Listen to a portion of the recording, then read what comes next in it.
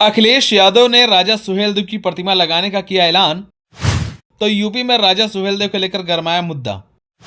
अखिलेश की इस नई चाल पर ओम प्रकाश राजभर की गिरी गाज। ओम प्रकाश राजभर ने अखिलेश को भविष्यवाणी करते हुए ले लिया आड़े हाथ। जातीय जनगणना पर राजभर ने अखिलेश की नीतियों पर उठाए सवाल।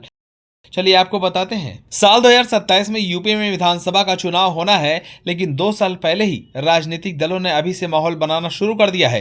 राजनीतिक दल अपनी अपनी जीत सुनिश्चित करने के लिए चुनावी दावे भी करने लगे हैं। वहीं इसी बीच अखिलेश यादव ने एक बड़ा ऐलान कर दिया। सपा मुखिया अखिलेश यादव ने सरकार बनने पर राजा सुहेलदेव की प्रतिमा लखनऊ के रिवर फ्रंट पर लगवाने की बात कही। अखिलेश यादव के इस दावे पर राजनीति गर्मा गई। कैबिनेट मंत्री ओपी राजभर ने अखिलेश यादव को आड़े हाथों लेते हुए उनके मुख्यमंत्री बनने को लेकर भविष्यवाणी कर दी।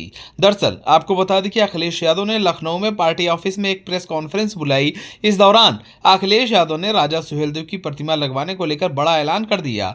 अखिलेश यादव ने कहा कि 2027 में समाजवादी पार्टी की सरकार बनने पर देश के सबसे सुंदर गोमती रिवर फ्रंट पर वीर योद्धा महाराजा सुहेलदेव की मूर्ति लगवाई जाएगी। उनके शौर्य के अनुरूप अष्टधातु की विशाल तलवार भी होगी जो सोने की तरह चमकेगी। महाराजा सुहेलदेव वीर योद्धा थे। उन्होंने कहा कि देश की 90% जनता जाति जनगणना के पक्ष में है, लेकिन अभी बहुत लंबी लड़ाई लड़नी है, जब जाकर हमें हक और सम्मान मिलेगा।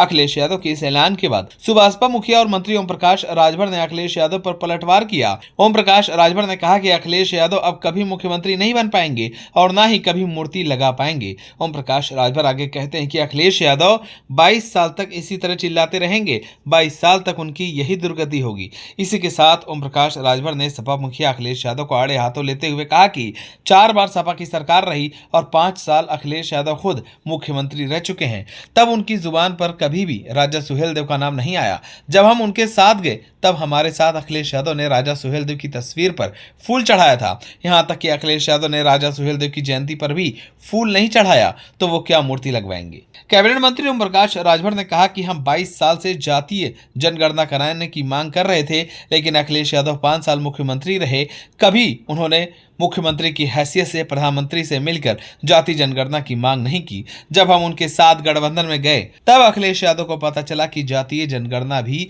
कोई इशू है। 5 साल सीएम रहने के दौरान कभी जाति जनगणना को लेकर बयान नहीं दिया, लेकिन आज बहुत उछल रहे हैं। आखिर उनके साथ पीडीए में कौन है? सिर्फ 2 बिरादरी ही साथ गए हैं।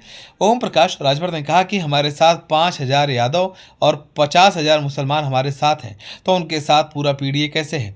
आपको बता दें कि पिछले कुछ सालों से सुहेलदेव समाज को लेकर विवाद चल रहा है। उत्तर प्रदेश में कई जातियां सुहेलदेव राजा को अपनी जाति का होने का दावा ठोक रही हैं। हालांकि कई सालों से राजा को सुहेलदेव राजभर कहा जाता है, लेकिन राजपूत समाज को इससे कोई ऐतराज नहीं है। राजपूत समाज मानता है कि राजा राजपूत थे।